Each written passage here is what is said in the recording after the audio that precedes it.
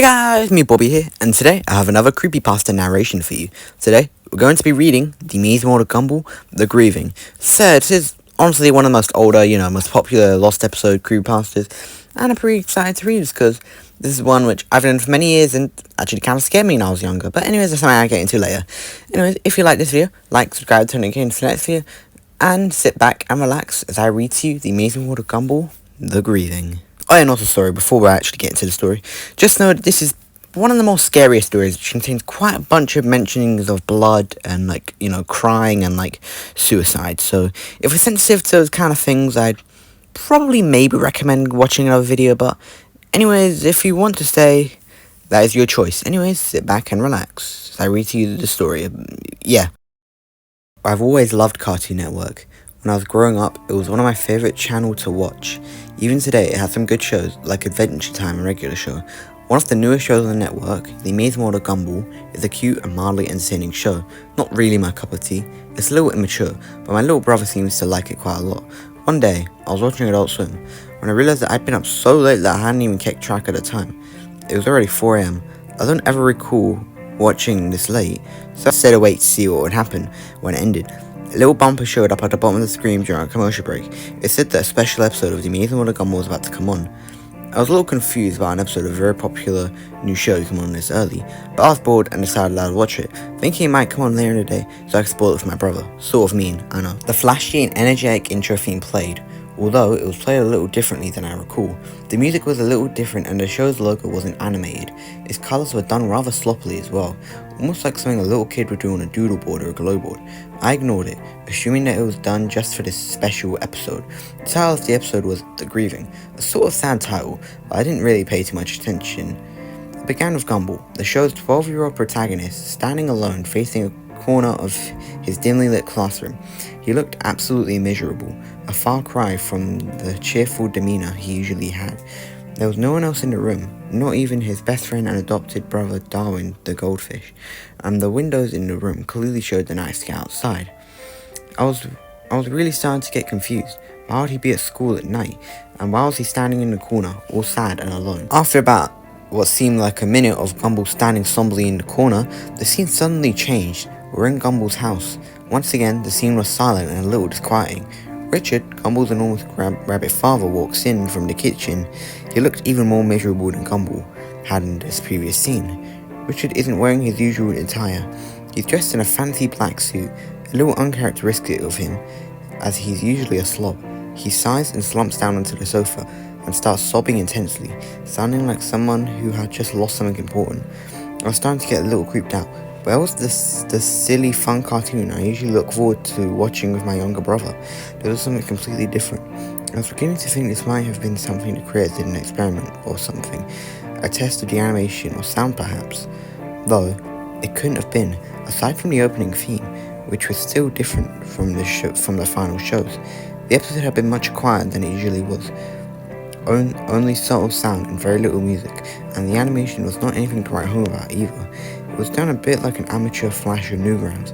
The character designs were somewhat sloppy and rushed looking, and the real life background used for the show looked different.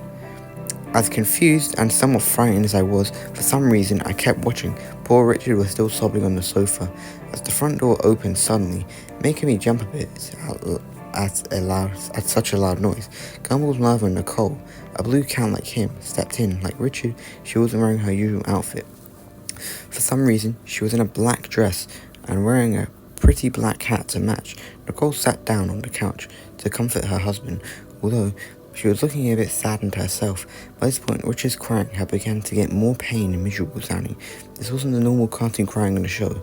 This was realistic and almost depressing crying. I almost felt like sobbing myself. Finally, after what seemed like hours, the sad scene at their home ended. As it shifted back to the school, we weren't in Gumball's classroom this time. We were in Principal Brown's office. Nicole and Richard were there in their usual clothes, looking more normal and happy than they had before, but still slightly worried. Principal Brown, however, looked extremely sad. He quietly and somberly informed them that their children, Anais and Darwin, were not present after lunch earlier that day. They hadn't been seen at all the rest of the day. Nicole was instantly furious at him. she began spouting various insults and calls at him that I don't think would have made it onto a more mature program like regular show. I was laughing at this because it seemed sort of funny for Nicole to flip out in this manner and start swearing like a sailor in a G-rated cartoon.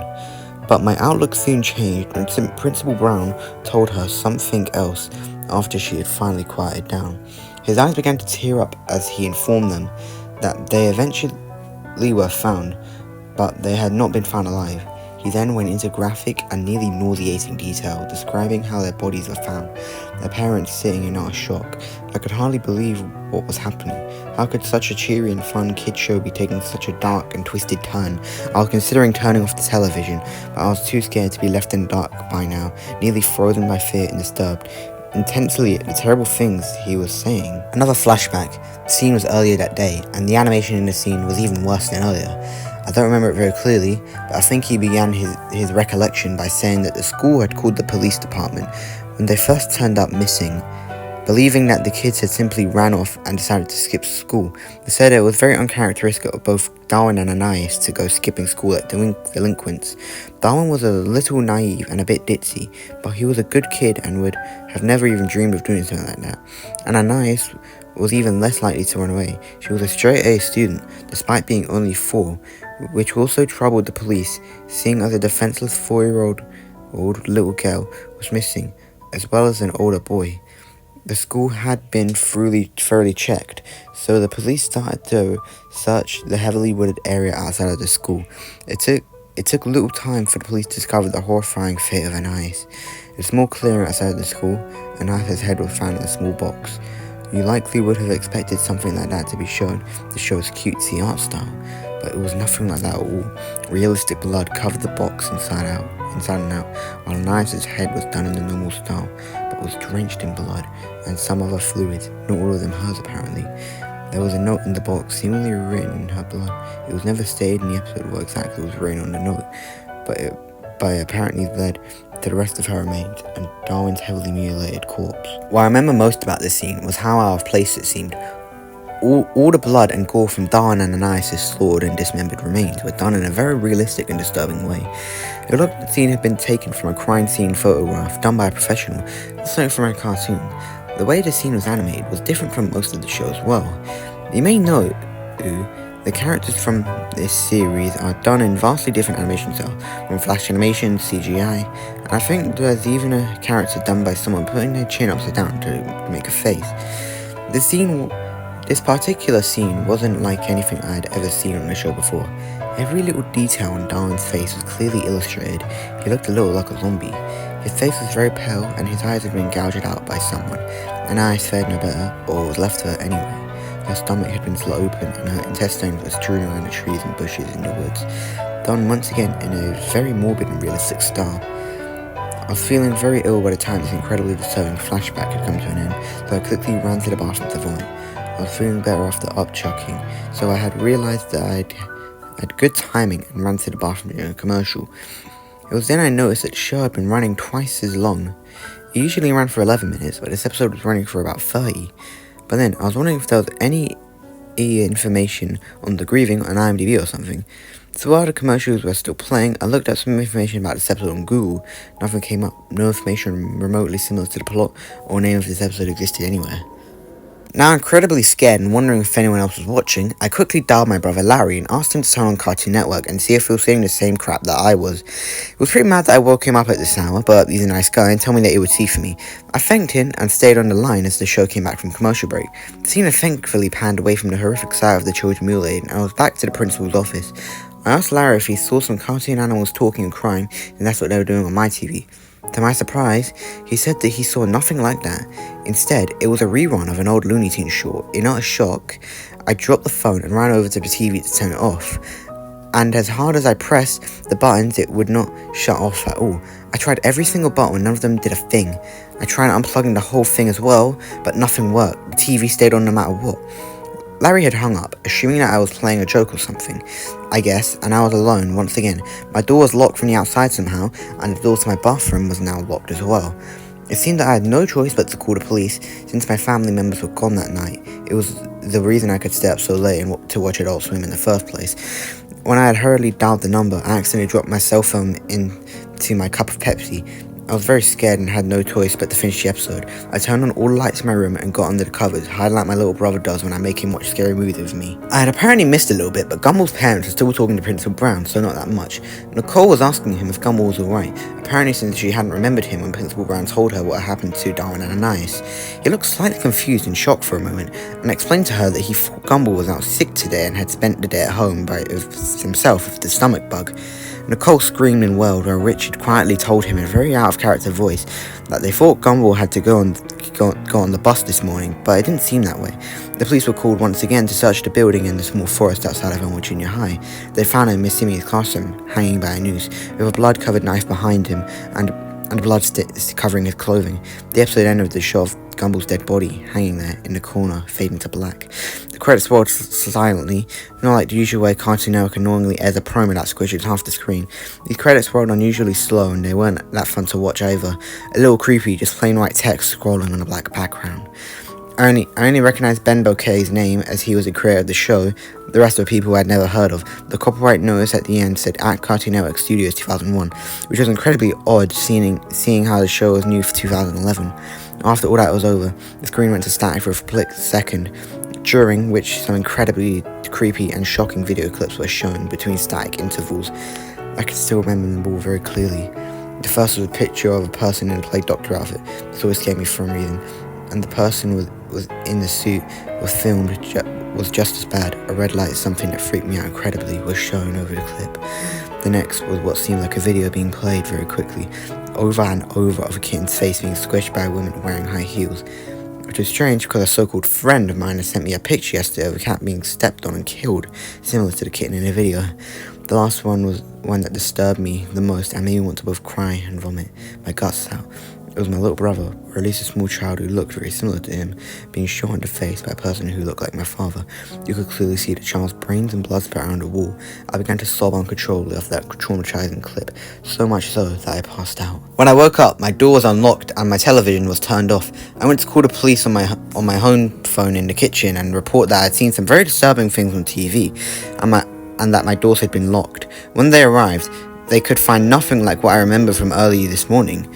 My internet history was even cleared. They were angry at me and just assumed that I had a bad nightmare, when I was sure I hadn't. Thankfully, one of the officers felt bad for me and took me out to a small diner so I could recollect my thoughts. At the diner, I remembered that my family were out visiting my aunt and they were supposed to be back by noon or so. It was already 11, so the officer and I drove back only to find a whole squad of police cars and even some government agents at my house. They explained to me that my little brother was missing and that my mother and father were major suspects. I was freaking out and trying to tell them about the disturbing clip of the boy who looked like my brother being shot in the head, but they wouldn't listen.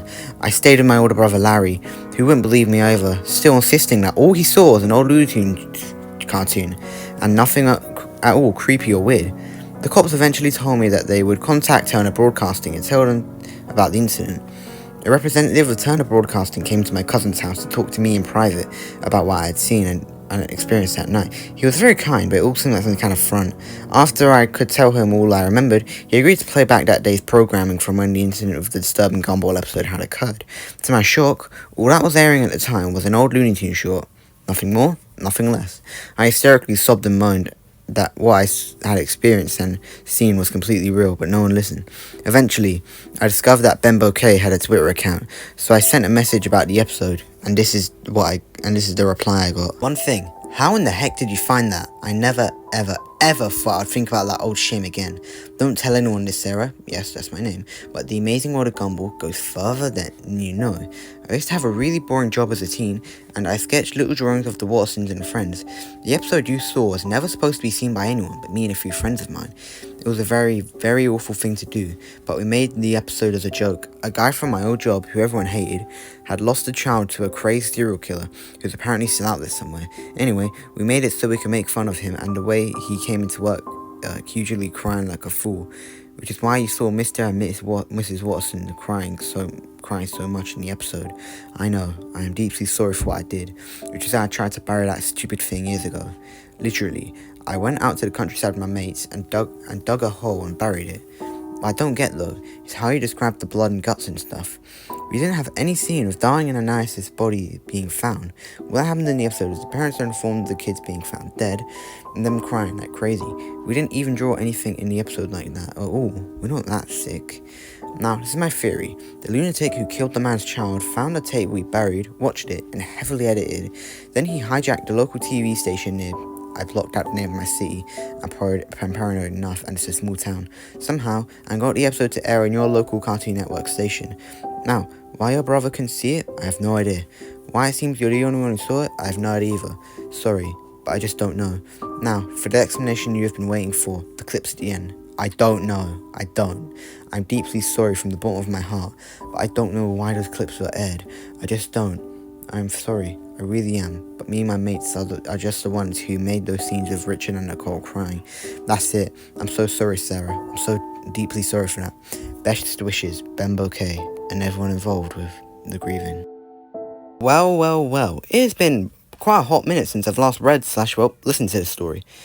And yeah, this was one that, probably one of like the first lost episode creepypastas I actually heard of. Okay, granted, I heard it from, one of Velsky Bum's videos where he just described a bunch of lost episode creepypasta. But then sometime later I actually listened to the story entirely, and I think I enjoyed it. But yeah, so anyways, all my thoughts on this story now.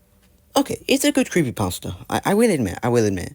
However, reading it again is unfortunately actually kind of reminding me how actually kind of unrealistic and kind of cliche the story is. Now, don't get me wrong, it's still a good pasta, I'll admit that. But the thing is, there's some pretty major criticisms I have of this story. But I'll get into that in just a sec. But first, let's actually talk about some positives of this story, shall we? Okay, so first I believe we should talk about the actual episode itself. The episode was somewhat interesting, to say the least. Of course, it wasn't. Well, it was kind of cliched, but still, a kind of a problem I have with the episode is it's kind of just random scenes. Now, of course, in most pastas, I don't really mind that. This one, I guess I also technically don't really mind, but still, I do prefer when episodes do. I mean, this episode did kind of have some kind of plot, but, it's just, I don't really like how just kind of some, scenes just, out of order, because that's something that, okay, I know I sound like a broken record at this point, kind of annoys me, but, yeah, it's not that big of a deal, Now, of course, this episode was honestly kind of unique, because not really many pastas, utilize, school and, going missing and that. Okay, some creepypastas, I believe, do. I can't really name any on top of my head, but, because not really many pastas utilize that, and that's something I do have to commend this story for. It's kind of creative in that sense, Now, of course, Gumball standing in school at night. Now, it's not really that creative, but it's still something which I feel could be commended, because, again, not many pastas utilize stuff with school. Okay, I know this review's probably not making much sense so far, but just bear with me, okay, bear with me. And, of course, the episode was kind of cliche with, all the blood, the guts, the intestines and that, but it didn't really bug me all that much. It was a bit annoying and could have been left out, but to be honest here, I don't really see much of a problem with it, so, anyways, yeah, now, sadly, it's time to get into some negatives I have of this story, and unfortunately, there's quite a bit. Now, first of all, I understand it's a creepypasta, and you can honestly do what you want with it, but it's quite unrealistic. First of all, of course, the episode airing on TV, that's somewhat realistic. I mean, of course, TV hijackings aren't really anything new. They've been around for quite a few years, Jesus Christ, many years, and even decades at this point. But I guess I don't really care. However, what I mean by unrealistic is by, for example, the protagonist, Sarah, she gets too scared of the episode, so she tries to turn off her TV, but the TV not turning off. Come on now, in real life, I don't mean to sound like an actually, but in real life, if you grabbed your remote and pointing it at the TV and to turn it off, it would turn off. But then, she tries to unplug the TV by the wall, but then again, it doesn't turn off. In real life, that would not happen. If there is not a power source going, I know I sound like a nerd, but if there is no power source going to your TV, then it will not stay on. That just won't happen. And also, not to mention how her doors just randomly, magically being unlocked by the outside, but because of the episode, come on now, that's just really unrealistic. And not to mention how when she called the police about the episode, and also, yes, her calling the police, I'll get to that in a sec, her search history just magically being erased. Come on now, that once again just happened. Oh yeah, and also, sort of inconsistency after the story. She said that she tried to call the police, but then she said that she dropped her phone in her cup of Pepsi. However, then when she woke up from fainting because of the episode, her phone was just magically fixed. That's something I feel the author could have maybe touched on a bit more, but to be honest, I guess it's not the biggest negative after this story, but still something which kind of, bugs me to a certain extent, Now, another pretty big criticism I have of the story is that there being the 3 clips at the end of the episode. Number 1, of someone in a plague doctor outfit with a red light, which, just so happens to be something which scared her. The next one being a cat getting crushed, which, again, just so happens to be something which her friend sent her. And lastly, a clip of a boy who looks like a little brother being shot, which again just happens to look like a little brother, and turned out might have even been a little brother, because her little brother got reported missing after she saw the episode. Now, of course, yes, again, I understand it's a creepypasta, but, come on now, what did your brother have to go missing because of that clip? Was it your little brother? Would the hijacker just, kill your brother? Again, that's if he won a hijacking in the first place, but still, man, come on, it's just something I don't really like when creepypastas do. I believe there's some creepypastas who, I believe another Gumball story, I believe it's something like The Truth, I can't find it anymore, but, something about the end where, the protagonist sees something on the news about a wife and 2 kids getting reported missing, then he goes, oh, but my wife and kids hadn't come home yet, so it could be them. So, of course, that's completely unrelated. If I find that story, I may do a narration and review of it, but still, it's just something like creepypasta. Again, it's a creepypasta, I understand, but still something which kind of just, gets under my skin a bit, you get me? Now, of course, another thing to point out when Sarah calls her brother to see the episode, but he turns the cartoon out and there's nothing, instead just an old Looney Tunes short. I know that's something that you're probably by now expecting me to, pick apart or criticize, but I don't really think it's that big. Yeah, sure, kind of unrealistic, but you have to see, sometimes in TV hijackings, some hijackers, I believe, I don't know how true this is, but, I'm pretty sure it is kind of possible to only hijack, an area of TVs or, signals other than just, one. Of course, yeah, I know that what I'm saying might sound really confusing, but it's not really the biggest deal, if I'm being honest here. It's kind of cliched and unrealistic, maybe just a little bit, but honestly, not really something I feel the need to pick apart that much, So, overall, I feel that I'm stretching this review out just a bit too much, so I'm just going to give my final thoughts on the story. This story, whilst it's quite flawed and quite cliched, it's still a childhood favourite of mine, and honestly, it's a good creepypasta, and it's honestly one of the most popular Lost episode ones, so overall, I did like this story. Anyways, my rating on this story would have to be a 7 out of 10. It's a good creepypasta, but is unfortunately let down by quite a bit of cliches and unrealistic bits. Anyways, yeah, thanks for watching. Like, subscribe, turn notifications to the next video. Comment knife if you made it this far, and I'll see you guys next time. Bye.